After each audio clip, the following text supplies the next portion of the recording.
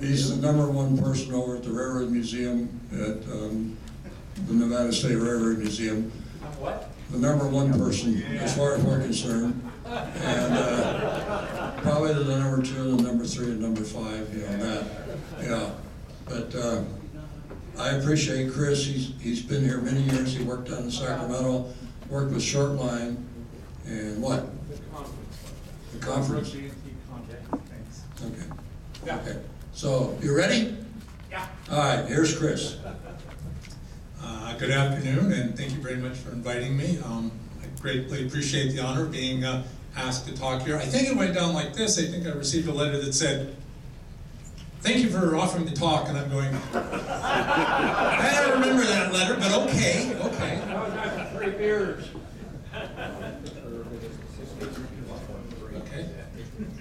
Okay. Oh, it's good. Cool. Okay, so I'm going to talk about, I don't know what it says, things going on at the museum. Really, the only thing going on at the museum, from my perspective, is that we're working on the Glenbrook, finally. We got a Wiegand Foundation grant a couple of years ago, a rather handsome one for a generous amount of money, more than enough money needed to finish that locomotive in very handsome style. So this is going to finish up restoration. It started in 1983 under Shortland Enterprises, and just kind of stumbling along, and I'm sure you guys all know the story. I'm not going to bore you with it. So anyway, there it is. You know, I was inspired by Randy and Jim and their paint talk, not only here but also at Ely. I've been hearing a lot about paint, so I wanted to share my perception of paint on this locomotive with you, just very cursory. This is just going to be real quick because there's no way that I can compare to what Jim and Randy have done. What I did was I Xeroxed a black and white paint chart. Now, if we look at this carefully, we can see that this is magenta right here. And if you look at the jacket, I'm pretty sure that jacket looks a lot like magenta.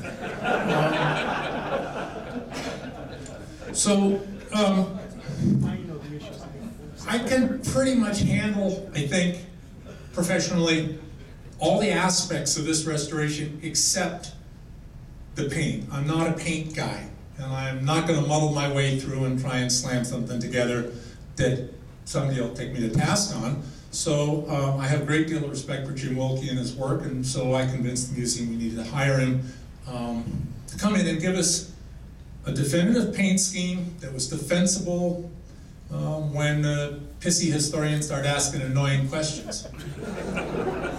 That would be all of you.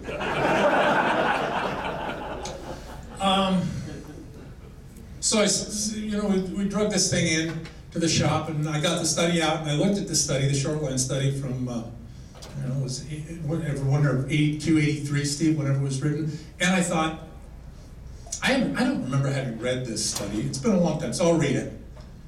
The reason I don't remember having read it is because, to be honest with you, it says nothing. When you get to the paint section, it goes, we really don't know, and further work is required, hence Jim. Anyway, we drove the carcass in, looks like this. My crew and I did this in the late 80s, early 90s, I don't remember when we did this. This was all the mechanical work, axles, crank pins, crown brasses, some suspension work. Kind of sat around like this for a long time. This is actually a great way to have this. People could look at a locomotive with the boiler off and kind of appreciate the mechanical parts of it. It's kind of cool. I just put this picture in here because it's sort of got, the rays. As Dan Markov says, it's the temple of the trains and sort of, I don't know, Delphinian in nature. Anyway, locomotive. What can you say? Not much. So the first thing we did was we went back and we looked at the boiler. This is the back head of the boiler. I have disassembled this boiler right down to about as far as I ever want to take anything. It gave me an opportunity to look at parts of the boiler that I could not otherwise have seen, and so I did look at it very carefully and looked at this brace. This is the back head. This is the exact opposite side of the picture you saw. That bracket right there, right in here, those two rivets are the ones the arrows are pointing at, and there's a big crack right there. I spoke to Dan about this, he said, I never looked at that part of my boiler. I said, you never took it apart, you can't. He said, maybe I should. I said, no, you don't want to because you can't repair it. So if there's a defect there and you don't know that it's there, then it's really not a defect, and kind of a quality control thing, you know. So anyway, having found that defect, we cleaned it out, went to the bottom of the crack, welded it back up. Two brackets were broken. Those things incidentally hold up to braces that run all the way out into the barrel and support the flat unstayed area of the backhead sheet. While we were rummaging around, I found this. I really like this. 820D13HS. I think the HS refers to the fact that it's steel. I don't know what the H is, to be honest with you, but this is definitely a piece of steel, not iron. And in that 7 1/4, in the upper, I believe it's 7 1/4, it could be 7 1/3, hell, I don't know what it is, it's 7 and something. This is the boot size of the guy that stamped the sheet, as near as I can figure. Hat size, use a pin, 7 1/4, that's not too bad. Anyway, front tube sheet, we're looking at components of the boiler right now. This is the front tube sheet. I'm gonna reuse the front tube sheet. We did a dye penetrant on it. We examined all the ligaments. They're prone to cracking. There were no cracked ligaments. We polished out the flanged edges and looked for delamination of the sheets. No delamination of the sheets. Sandblasted it, and it's going back in. These things right here, there's 3 of them, are 1 1/4 inch diameter rods threaded into the front tube sheet and slid through the back tube sheet and then pounded over, I suppose, to support the front tube sheet or the rear tube sheet so that it doesn't bulge out, but there's not a lot of surface area between all those little tubes there, and the tubes have a certain amount of holding power. So I don't know what they're for. We're not putting them back in. They're kind of annoying. We documented them, took pictures of it, cleaned the holes up, and we'll just put tubes in all those holes. There's an interesting report done by the Navy. The Navy does great boiler work studies, had done great boiler work studies. I imagine they're still doing it, I don't know. The strip-out strength of a tube rolled in straight without beading, flaring, or prospering is about 7,000 pounds on an average. That's a 2-inch tube, 11 gauge, according to their study. There's 100 tubes there, 7,000 pounds, 100 tubes. That's a lot of grip on that front tube sheet. I don't think it's going anywhere. You want me to do the math for you? Okay. So this is the back half of the boiler. It's standing on its back head. The barrel axis is vertical up out of that. That's the area called elephant ears, prone to cracking, inside and outside. It's just a highly stressed area when they form that sheet up. So we went in with a dye penetrant, and it's, qualified under the ASTM number, blah, blah, blah, blah code for crack inspection. Found no defects, really pleased with that. Didn't want to have to work on that part. We took the rear tube sheet out. The rear tube sheet was really great when we took it out. It had fire cracks, broken ligaments. They had gone in and driven little bits of copper wire into the seams to seal it up. A great study on how to keep the thing going down the road. So we took the tube sheet out, put it on this set of steel sawhorses, reinforced it, put a new sheet on top of it, started beating it up, flared up the rear tube sheet. Here's more, and there was too much room outside, so we brought it inside where all the rest of the crap was so we could work in confined space. So in answer to the obvious question, isn't it going to be the wrong size flanging it over the outside of the rear tube sheet? The answer is no. What do you think? I'm a fool? The old tube sheet is inside the wrapper and the crown sheet. So it's one thickness offset smaller. So when you flange the new one over, the edge of this sheet matches the edge of the firebox sheet, and then we get out the arc welder and we glue that together. That is the only place on this boiler we did any weld work. Was on welding in the rear tube sheet. Oh, that's not true. There was a mud burn. We cut out part of the firebox and welded in a sheet. There was a little piece in there. This is my new employee. Lee retired.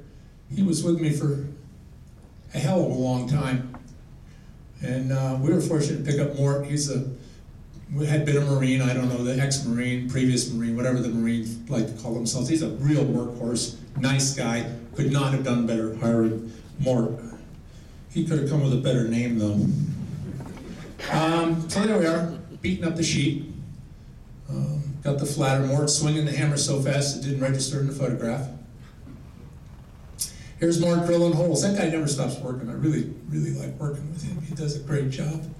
I don't know, we're a tube sheet. So we're looking down where the dome should be. The steam dome's somewhere else. We took the steam dome off for a number of reasons. The first reason we took the steam dome off is because it was put on with iron rivets. So when rivets start to corrode, it's very easy to tell if it's an iron rivet or a steel rivet. By the way they corrode, you know, you look at those anchors that are in the park and they look like I don't know, grain, wood grain surface. It's because of the preferential corrosion has stopped at the grain boundary because of silica dioxide inclusions, interstitial inclusions. So anyway, you can tell by looking at a rivet whether it's iron or not. Iron has a ruinously low efficiency, and it's not a good material, and the heads were almost gone. The dog ate my homework, and my best sweater was in the laundry, so we took it off. That allowed us, oh, and then as long as we were right here, this is an interesting detail. Nobody does this. This isn't even covered in the ASME construction code. Even the old codes don't talk about flanging the wrapper sheet up like this. It's sort of a bizarre thing to do. It's labor intensive, but Baldwin seemed to like to do this. So as long as it was flanged up like that, and it does not come into play in the calculations of the strength of the boiler, we chopped a little section out of it and sent it off to the lab to find out what it was. And you can see it has 0.21% carbon, which is like just a mild steel. Wonderfully low phosphorus. Phosphorus causes hot shortness or detrimental to the strength of the material, causes cracking. Sulfur is remarkably low. It's tensile, 62,700. So when you're doing calculations on strength under ASME code, if you don't know what the strength is, you're allowed to assume that it has a tensile strength of 50,000 pounds. You just use that number. There's a big factor of safety in there. Steel typically isn't that weak, but that's the number used. So, you know, I'm 12,800 pounds over that. That's actually, you know, pretty good. I'm 25% higher than the minimum assumed value. And it had a percentage elongation of 34%, which means it is not brittle, which makes me very happy. And just to make everything look good, we then got a little piece of boilerplate and stuck it in that notch and welded it up and ground it smooth, so future historians would not be concerned that we were degrading the original fabric. That's actually a nice, significant piece of data to have as far as this restoration was concerned. So we took the dome off, we knocked out all those stupid rivets, and we had the barrel off. So this allows us to go in and put a liner on the inside, and that's the dark sheet that you can see sort of outlined here. This is actually rolled up, and it compensates for the opening in that cylindrical section. And this boiler was built pre-code, and people really didn't have a good handle on good design practices. They just built boilers and jacked the pressure up, and if it didn't explode, well, then they built the next one bigger, and when it did let go, then they beefed it up somehow.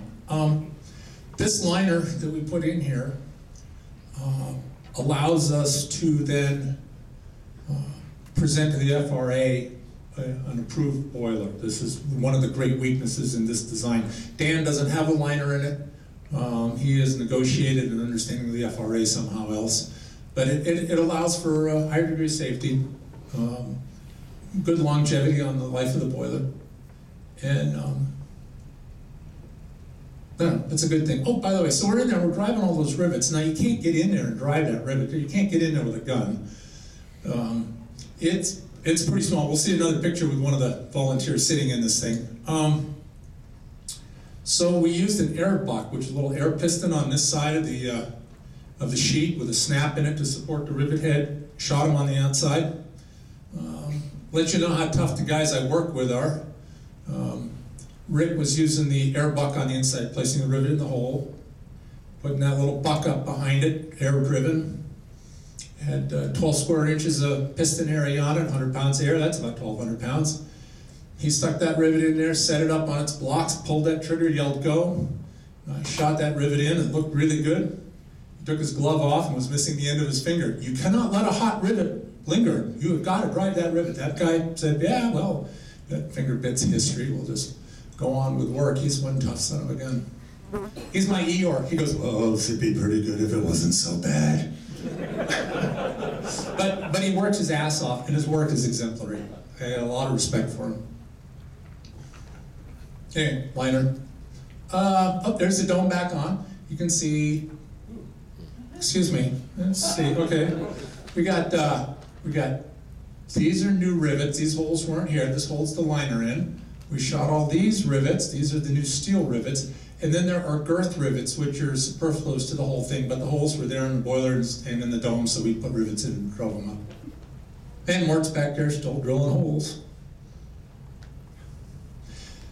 So you can see there's not a lot of room in there. This is Kevin. This is one of my volunteers. He was down for the summer, came down regularly, worked his butt off. Good kid. He's chasing threads on the studs that support the dry pipe strap.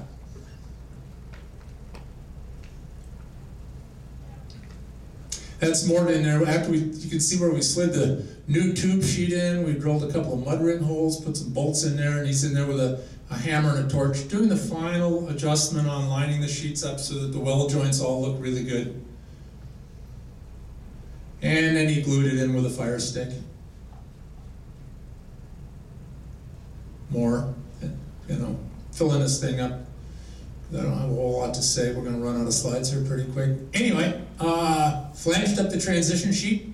That piece sticking out on the right-hand side, by the way, that's the one that got wrong on the new boiler by 7 inches. So I don't know why I said that. That's a cheap shot at somebody. Yeah, he's dead. He doesn't care. But,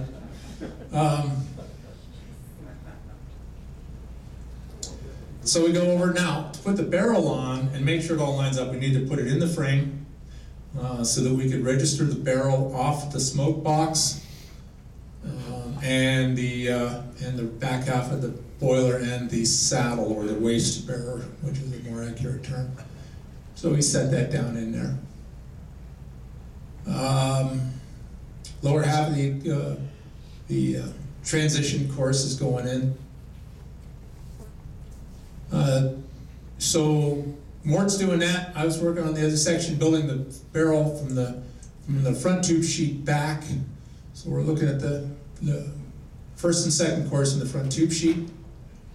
Set up here for drilling for the boiler check. That's the crosshead pump check. Has some odd number. It gives it to some weird locomotive somewhere. I don't know. There's a lot of mismatch numbers. I think Baldwin was playing footloose and fancy free with locomotive parts. I think they were moving them around as they saw fit. You can see on the right-hand side the plate with all the holes in it. I think it shows up better here. Yeah, it's up on top. That's the seam. We're going from a double riveted lap to a double strap butt seam, triple riveted. There's the seam. Goes from an efficiency of about 68% up to about 82, which is a great increase in factor safety.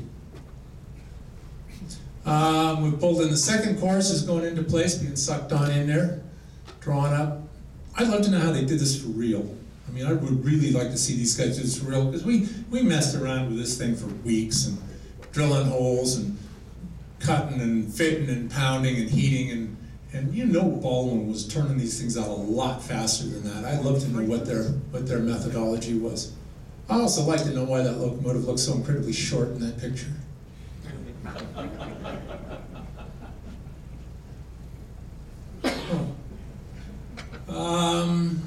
Then we put in the first course with the barrel, and that's kind of what it looks like sitting there with a smoke box on it. It's beginning to look like a locomotive. I walked into the shop on a weekend. For some reason I came down, the lights were off, and the sunlight was streaming through the window, and it was quiet. And it was like, wow, for the first time in 20 more years, it started to actually look like a locomotive. It was sort of an emotional moment. I am not going to cry, though. There's the old barrel. We had the old barrel sitting in there, so we can pick up locations for bell studs, sand dome studs, handrail studs, rivet holes for braces, I don't know, whatever else. So we put this whole thing together. Now let me explain to you, this is a very small boiler. We're pretty big guys. Lord knows I am. I'm a hell of a lot bigger than I used to be. So we cut the front tube sheet out so we could get inside, because really we had to be inside to drive the other half of the rivets. This is a perfectly legitimate thing to do. You can consider the front tube sheet to be a staged surface. We'll just, after we get all the work done, we'll go back in, we'll weld that front tube sheet in through the ligaments and re-ring them and tube it and head down the road. So while that's going on, all that boiler work's going on, Rick started in on the pilot. I know Jim likes to call it a cow catcher. Railroads like pilots, so I'll go with pilot. Even though I like Jim as a person, I don't like the term cow catcher. You think that's funny? Obviously. And anyway, Rick and the pilot coming together. There he is, working away, and so today it looks kind of like that. So it's kind of open and airy, light and fluffy. Looks like a bustle from some Civil War dress without the fabric on it. I don't know. We have to time this thing. It's got new axles. We took the old axles down to the machine shop. We took them steel. We said, put slots in the axle for the eccentrics exactly where these slots are in this axle, but they're never going to hit 100% on, and I don't even know that the keyways were cut properly originally. It had offset keys, so the keys have a little step to adjust the eccentrics back and forth. Well, the time and engine need to roll it back and forth and find top dead center and bottom dead center and cut off points. And we're going to time this thing for 30% cutoff, which is what a freight engine typically at that point was timed for, passenger 25% cutoff. So a little motor frame there, push the button, it goes around in a circle. Main rod goes back and forth, piston goes in and out, and scribe little lines. I got a universal cylindrical grinder donated to us, a really nice machine. So we put all new crank pins and bushings in the machine. This is one of my volunteers. That thing showed up and he glommed onto that so fast it wasn't even funny, and he just loves grinding away. Here's the crosshead. I had, there's a new pin, the piece in the middle at the bottom of the picture is the new pin, the old pin on the right. Given the age of the locomotive and the miles and the wear and the tear, we had to clean up the holes, so I've had tapered reamers made to dress all those holes up so the new pins would fit properly.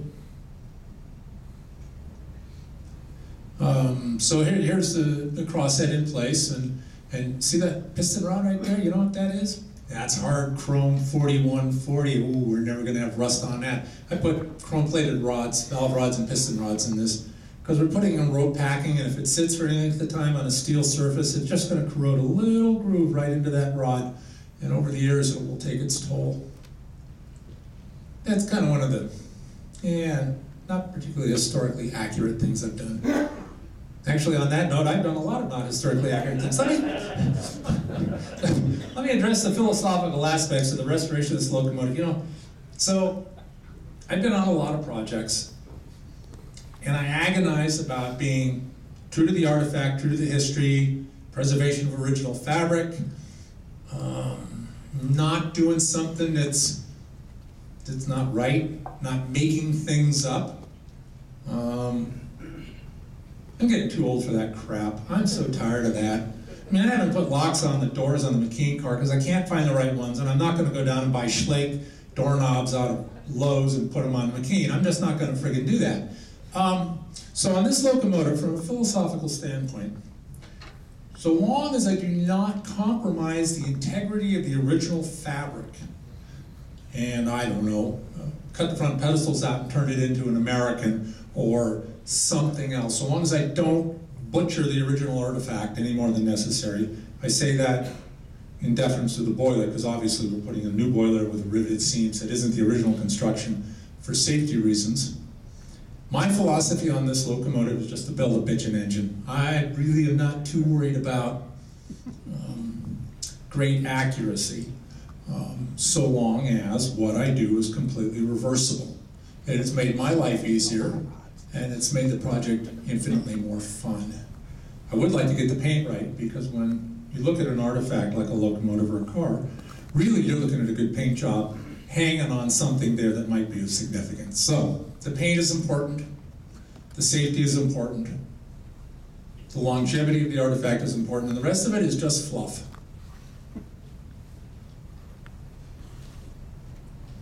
So there I am putting parts in. There's a lot of parts on a locomotive.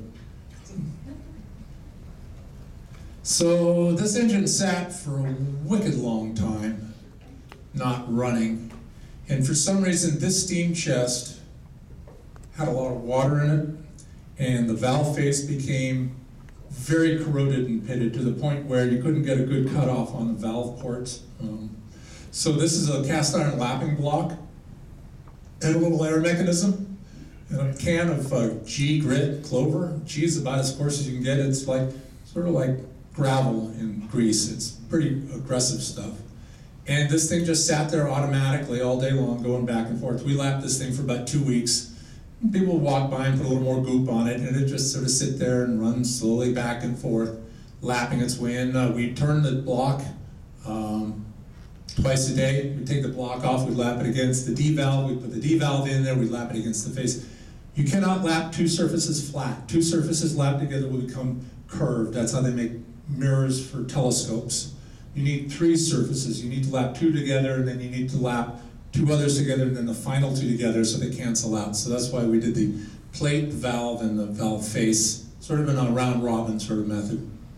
It actually looks pretty good. It's not perfectly clean, but all the edges along the valve ports are sharp and crisp, which is the goal of this whole thing. We put rod brasses in, so there's a pattern. There's a rod brass on the right, some tools sort of make it artsy craftsy. Before we could do that, we had to build our own furnace, so we built a foundry out back. We're pouring SAE 660 bearing bronze, and that's a raw casting for rod brass. So this is the old steam dome, and sitting on the old steam dome is an original 1875 or 6. Well, it's not a safety valve, it's a relief valve, pressure relief valve. Kind of sitting up on top. The valve is actually sitting on the edge of the hole there. If it was down inside, you wouldn't be able to see it, the point would be moot. But this is what Baldwin supplied on these locomotives, and the holes for these things are in this dome. I borrowed this valve off of a boiler. I'd have to go look, but it's off of a Baldwin 1875 or 6 boiler in Colorado. So anyway,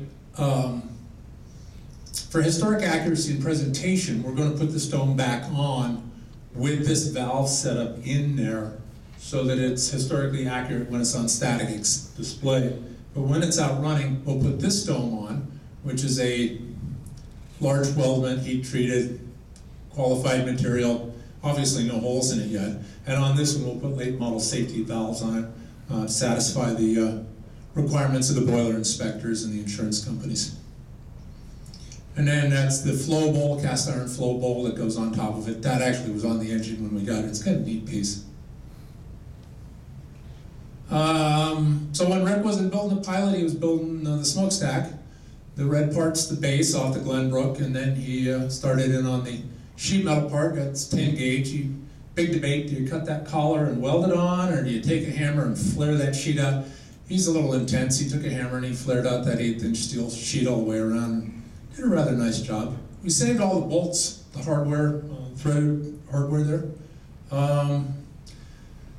The threaded fasteners top and bottom and the casting for the deflector are original, but that inner stack, that's new. There it is sitting on the base. Part of that screen came with a locomotive. I can't tell you it's Baldwin day 1, but it's certainly indicative of the older practices. The screen was shot, the outer straps are old. The hardware is new. The center screen cover is new. That was missing when we got it. So there's the stack going together. The stack that came with the locomotive is in the front. It's got a girth seam halfway up, sort of going around in the circle. We don't know what the heck that's all about. It shows up in pictures in Tahoe. so maybe the bottom of the thing rotted out, and they just replaced that much of the sheet iron. I don't know. But anyway, we're going back to the Baldwin style. This part right here is old. I'd like to tell you it's original. I can't tell you it's original, but it's bloody old, so we're saving that piece of it. And there it goes, coming together. Sitting up there, Wendell wanted to take a picture of this assembly with that center smoke deflector and a chimney in it. Sort of artsy-craftsy section, how it works, kind of, you were there, raw kind of thing, so. So I took a picture, but I didn't get the thing in the middle there. Short line paint job. And Jim Ingram's striping, somebody asked about. I don't know if it was here or if it was in Ely. Somebody said, well, how do you put the striping and sundry on? Jim actually sat down with a pounds pattern and he painted that all in there and then gold leafed it. Wrong color, which is fine by me. We'll just repaint it, it's just paint. So I actually sent this and a color sample that Jim approved of out to an automotive painter, and I said, paint it this color because this is what our final color is going to be. Hopefully, I said, leave as much of this as you can because it's going to mess with future restorers to find this color and the striping underneath in 100 years. You gotta, keep them amused. So, just in case, I had Kevin trace all the striping that was on that tender tank, and then we got it repainted. You can see here, the tender tank is the color that we're going to finally end this locomotive with, and the frame is still the short line color, and the wrapper in the front is the short line color. So it's, I don't know, it's a little redder, it's a little less muddy, I don't know, it's just paint. Yeah, Jim, it's just paint. I'm sorry to say, it's just paint. Kevin, working away, good kid. He's lapping branch pipes. So these are upper and lower water glass fittings for the Glenbrook. New castings had patterns made off of the Eric Thompson collection. Oil cup goes on the back head, screws on the back head. I believe there's a set of these on the Sonoma. These will go up on the back end of the Glenbrook. The holes are there for them. They'll be functional.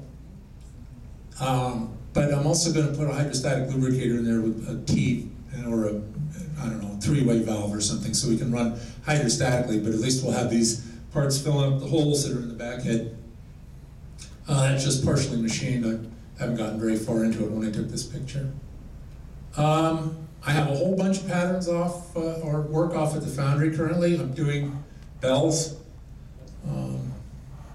Kyle supplied this image. I believe this is in Finland or Scotland or Slovenia or wherever, I don't know. He could tell you where it is. Great set of pictures he took for me years ago and sent it back to me. So we'll have cab gongs. Actually, I'm going to make several of them. I'm going to put one in the 22. It needs a cab gong, and the McKean needs a cab gong. And these things are cast out of 7822 Bell alloy, which is expensive and proprietary, so I had to buy an ingot, so I'm having as many casts off of that one ingot as I can, because I'm just not going to buy, an ingot and not use as much of it as possible. We are looking at the cab. Sonoma's on the right-hand side. The molding steps around from the top of the window on the side to the door in the front, and then the front window towards the center of the cab at 3 levels. And the Glenbrook, it comes around at 2. Glenbrook has an oval panel. The Sonoma has a square panel, rectangular panel, little details like that. Again, I credit Kyle with this. I believe he gave this to me. If it's somebody else's, I don't care. Settle it out with Kyle. Anyway, redrew those drawings. So they're up at the cabinet shop. I'm having a guy that, got a nerdy little guy, has a little shop there, but he did a lot of the woodwork on the Stanford mansion in Sacramento. He was contracted by California, has a great reputation for old work. He did the Fourth Ward School interior up in BC, and I think he'll do a good job. The drawings, okay, so the drawings that I had, that I started with, were drawn by Jan Springer. who was then under supervision by Bill Oden, California State Railroad Museum in 77, 78, when did we do the Sonoma? Whenever we did the Sonoma. So there's like 6 drawings, and they're pretty detailed, but this was before AutoCAD. This is when Jan actually had a drafting table and a T-square or a drafting machine, and he was penciling it all in. So when he got around to the back wall, little known fact about this, he made a glaring error way into his drawing on one of the details on the construction of this back wall, and rather than redraw the sheet, he just very carefully made the mating piece with a similar defect in it, which created a wickedly complex joint in there that made no sense at all. So I built the back wall the way I thought it should be built, based on economy of motion, great anthropologic sort of premise of we're going to do it simple and we're going to do it efficiently and we're going to have a good time doing it. So I built a back wall just to see what that joint would look like. I'm showing you this bit. Oh, I know why. So this is the Tahoe, or this is reported to be the Tahoe. We don't know which locomotive it is. Depends how the wind's blowing, but we think it's the Tahoe. And 82, I think. And I'm looking at that injector. So the data sheet on the Glenbrook said that that locomotive came with a Sellers number 6. I've never seen a Sellers number 6. I've seen 4s, and I've seen some other ones, but I've never seen a number 6. But I'll tell you what a number 6 doesn't look like. It does not look like that. And if you look real carefully at it and you think about it and kind of eyeball that thing, it kind of looks like one of those. And that is a Schutte and Cording injector. Looks a lot like it. Very well could be. These guys are made in Philadelphia. They were around for a long, long time. You don't see them on locomotives much. I've seen a lot of them in marine applications.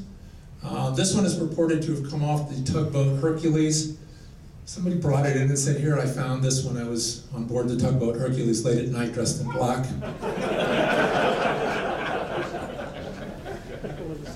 I don't put much credibility in provenance of that nature, so we hung it on the wall. It's in the shop if you ever want to look at it. Anyway, I don't think that's not a Sellers. I can promise you that's not a Sellers. Anyway, I do happen to have in my Joshua Rose Modern Machinery book a whole series of plates on a Sellers number 6, and they're drawn to scale. And so I am contemplating, but I don't know how hard I'm contemplating, having an injector built, a functioning injector, for a couple of reasons. See if I can do it, and because it would be appropriate for the engine. So anyway, I'm thinking about it. I don't know how hard I'm thinking about it. I've been thinking about it for years. So as of yesterday, this is kind of where it was.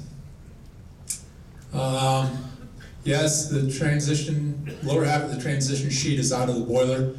We didn't like the length of it. It wasn't going to work out for the corking edge to meet the back pitch requirements, so we cut a new sheet. In fact, it's right there in the corner of the picture. This piece is the new piece, and we're going to put it in there because we're only going to do this once, and it's going to be right. So this is where we're headed. This is we're going to jungle this thing up. It's going to be terrible. I love this picture. There's a deer head mounted in there. Anyway, that's where we are. Where are we going? Let's see. There's that whole discussion about Russia iron. And nobody that I know of to date has actually heated up a whole bundle of iron and beat the piss out of it. So I'm tempted to try that. If that doesn't work, we're going to go with a blue jacket like on the Inyo.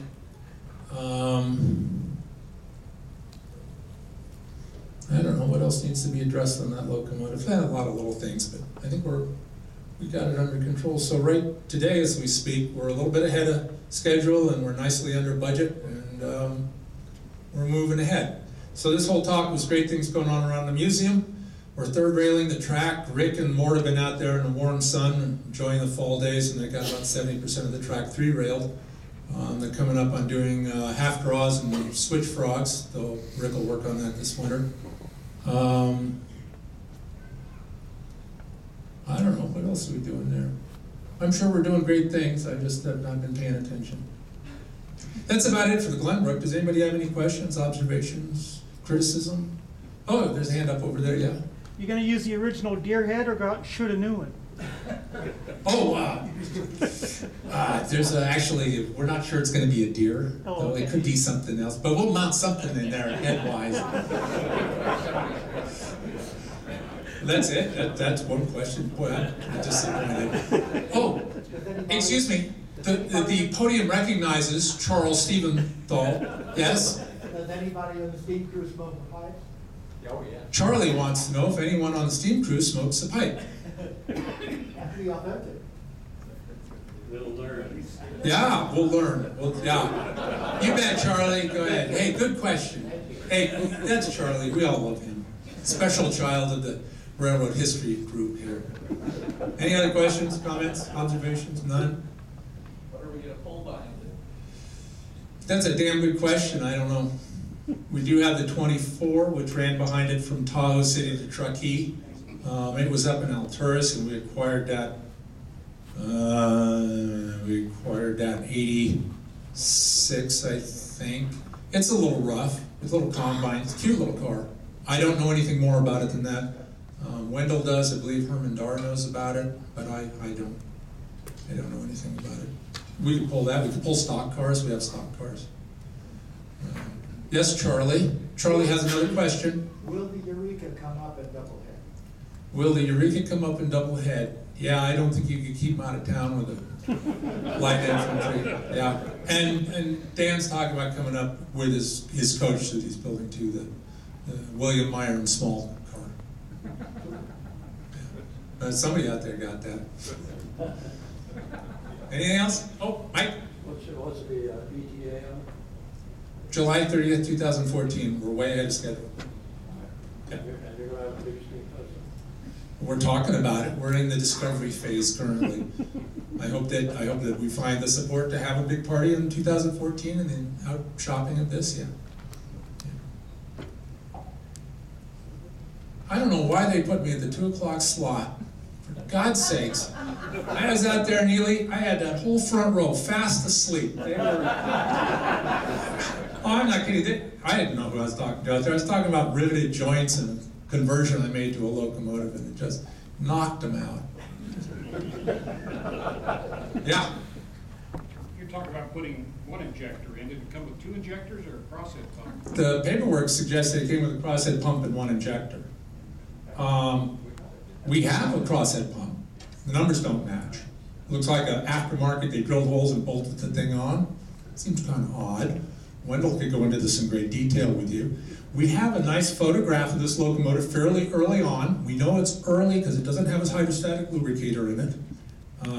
Has some other very early details about it. And an injector on the crosshead pump side. And then the pump shows up in later photographs. So is this suggesting that it showed up with a pump? And then they took the pump off and they piped in an injector?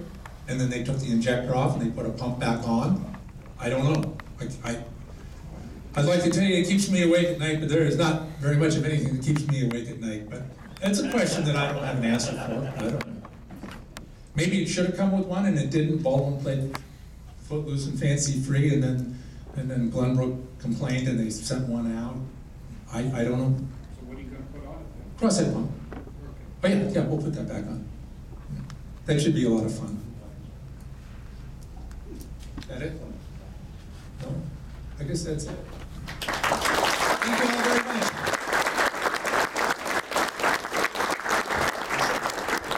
Thanks, Chris. Okay, we'll take our break. Let's see, I guess about 10 after 3 we'll get back. Okay, guys? Thank you.